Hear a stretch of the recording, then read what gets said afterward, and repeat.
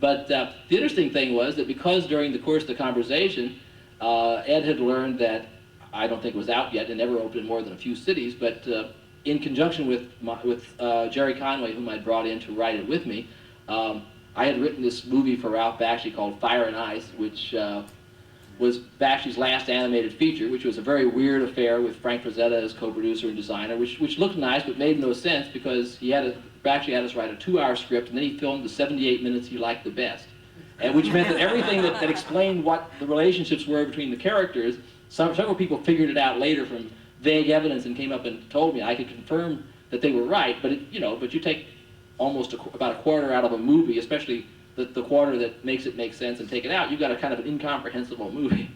And it opened in L.A. for a couple of weeks, in New York, and maybe abroad and so forth. Did it open in Dallas? Yeah, but it didn't do much business, and it was by that stage, Bakshi was trying to get into other things anyway. He was trying to be a live action director. In fact, I worked on another script for him for live action, which I was told later would probably have gotten made, but nobody would touch Bakshi as a live action director, which is funny because everything Bakshi did was with live actors he just traced, at least at that stage. Maybe not Fritz the Cat, but by the time of Fire and Ice and the other movies, he was doing the rotoscope thing so much that he was working with live actors on Fire and Ice all the time, having them go through their paces. It's just that he didn't have to be doing it out on a big set. So anyway, because of having done this movie and having also completed 3 or 4 other scripts for different studios. I mean, there was a humor script, and there was another script with Bakshi, and there was something else. By that stage, I don't think the X-Men script that I worked on was done by the time. But the 3 or 4, all of which were paid for, which is always nice to let them know, because if somebody else has paid you money, they think you're worth something. If it turned out it was a spec script, that doesn't mean anything, But especially because this one movie was actually going to be released by 20th Century Fox, he got very interested, and he says, well, we're about to start up Conan 2 now. We ought to talk about this. So I dragged my partner along, Jerry, and we went over there. He had a director in mind, a young man named Roger Donaldson, who had directed he was Australian, but he lived in New Zealand, and he had made like the first New Zealand movie ever, which was Smash Palace, which had been kind of a critical success. And since then, he's done Cocktail and several other movies. And so the next thing you know, we're hired to write this second movie. But if it hadn't been for the fact that he had to get this check signed, I'd have never had any connection with that second movie. I'd have never heard from him again, even though I'd been to his wedding, and so forth during the other time.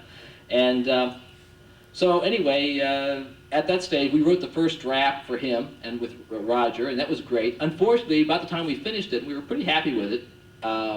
In general, I mean, as a start, we'd made up this, these characters. We weren't allowed to use any characters from the first movie. Later they did, but at that time we weren't allowed to use any of the characters from the first movie.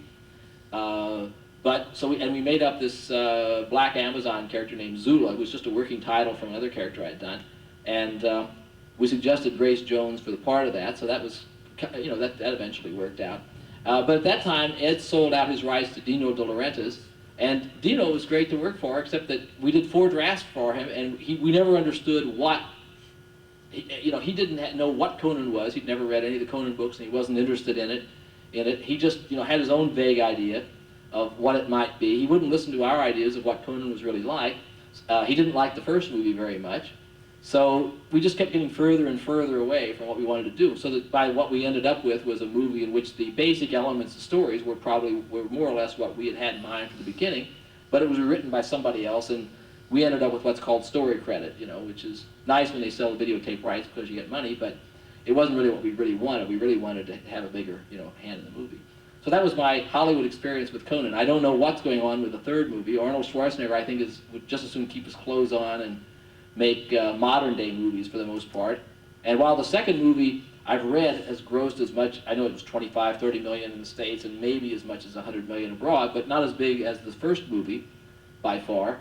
I think that they're kind of, between Arnold not being too eager and the studios saying the second one didn't do quite as well as it could have, and the movie has to be fairly expensive to be made at all, I think that, it's just been kind of stalled. They have had scripts. Carl Edward Wagner, who has written at least one Conan novel and a lot of other sword and sorcery and so forth, had written a story several years ago. At one time, they were talking about doing Conan Comes to the Modern-Day New York. What If Conan? Well, I wrote that, yeah. Well, they did a second one later. I did the first one. I think that was part of the influence. I think someone saw that. And that was fine. But they did take a few things from the Conan comic for the second movie, including the whole idea of the lure of trying to bring his old girlfriend back to life. They stuck that in there after we were gone, which was from the very last color Conan comic I wrote in 1980, that first time around. So I don't know what stage it is now, except that I suspect, as far as I know, it's still stalled. And I was curious to ask Glenn, but I haven't heard anything recently that makes me think anything different. They've talked about doing other things, called. Of course, we all know the Sonya movie didn't work out too well. I really hated that because I hate to sound commercial on it and so forth, but I do own a piece of Red Sonja, which was very kindly given to me by Glenn Lord and the Red Sonja Properties, which is him and a couple of other people, because of the fact they knew that if that really Red Sonja was just this little tiny character that had no commercial value until I threw her into a Conan story and developed her. So it was very nice of them, and so. So I was really rooting for it to be a big hit, sort of like Steve Gerber was with Howard the Duck, because we had something at stake. But unfortunately, while I didn't mind Bridget Nielsen that much as Red Sonja, and I thought there were a few things here and there in the movie that were okay, somehow it got really outbalanced, and they wanted to put Conan in it briefly, but they had a problem.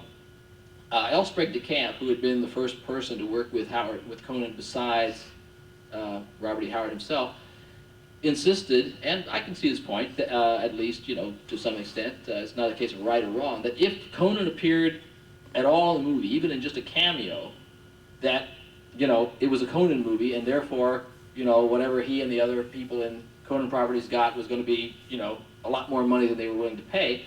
So therefore, all of a sudden, Arnold Schwarzenegger is playing a barbarian who is not named Conan. But that part got bigger and bigger. As a result of their not having to make it just a cameo, it sort of took over the movie, and it became somebody else it became Arnold and Sonya, running around. It would have been interesting if it had been Stallone becoming Conan, because Stallone later got married for several years to Bridget Nielsen. So I don't know, these things are somewhat incestuous there out in Hollywood, I guess. So anyway, it's been a kind of a strange, rocky road for Conan in the movies and for the other Howard properties. I think that there are still things up in the air, and I wouldn't be surprised to see something surface. I myself have the rights acquired from Glenn and working on it now, to the Al Murick novel, which is sort of his Conan Goes to Mars kind of story, which we wanted to get because they are making John Carter of Mars at Disney, finally, as a multi-million-dollar picture. Of course, they may cancel it if Rocketeer bombs out or something, because that's their most expensive picture so far. And but we thought that because Al Murick, while the name was never very much, we might have to change that, was basically a modern man who goes to another planet and becomes the king of the whole place and so forth. And my agent liked the idea, so we leased the rights, and we're sort of in the process now of starting to shop it around. So, and Glenn has other nibbles from time to time, and I'm sure that somewhere on the line there'll be other characters that will, somebody else will come along and decide to do something else, but otherwise it's sort of dependent on the will of the gods. I mean, Conan was, at one stage or other, for the first movie, was at every single studio, I think, in Hollywood.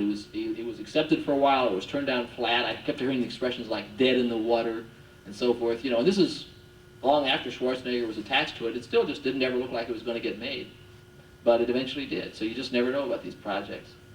Yeah, Dean? Tell me how the 6 Red Sonja books that were done, how did they do? You mean the paperbacks by paperbacks. Tierney and the first people? Yeah.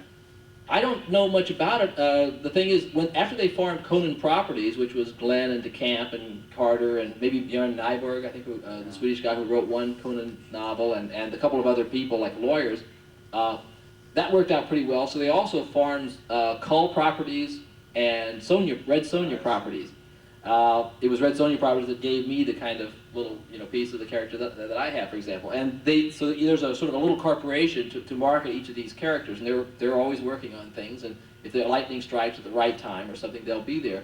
And they came out before the book. I mean, before the movie, Yeah. right? So all I know was I was just suddenly informed they were going to be made, and they gave me a little fee to be like series editor. I read them and mentioned one or two little tiny things, and that was about it. But it was just something that they arranged. They were trying to popularize the character, and I don't think it hurt anything that a series of paperbacks was also coming out about the character on top of the comics. Red Sonja, like most women characters that we were talking about in the panel yesterday, and